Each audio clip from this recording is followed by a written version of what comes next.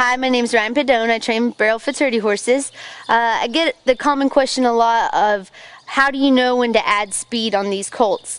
A lot of these colts I raise myself, and I have to make them turn out at the end of their 4-year-old year. If they're going to be good as a 4D horse or good as an open 1D horse, they have to turn out for at least somebody to be able to ride them. So I've got to be really careful on the different personalities of these colts and what they can and cannot handle.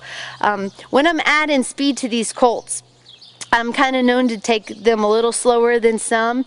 It takes me a while to get these colts really clocking up a lot of times.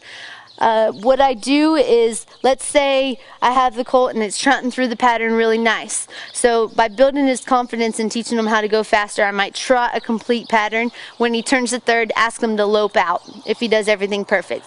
And I just kind of step it up from there. Then we bump it up to loping through the pattern. And when he turns the third, kind of push him out. And they naturally get where they kind of like that run, and they get a little confidence, and they're able to take that run and complete the pattern nicely.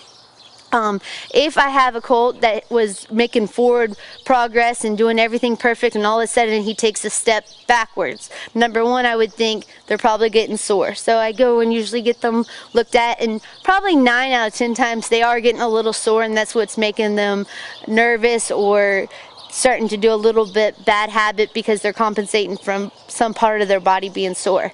Another thing is, and you can kind of gauge by a lot of times by genetics in these futurity horses on if they're going to be able to handle the pressure or not. So I really try to read these colts, and if they're starting to get antsy and nervous, I try to maybe slow them back down. If I have a colt that's peaking really good, I might kick them out and let them have a week or two off before I get back on them. It's just kind of like having a little vacation after a big exam.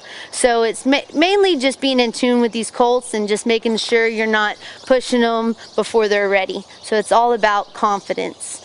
And I think that's mainly how I approach it, just because I've got to make sure these horses turn out for at least somebody else to ride.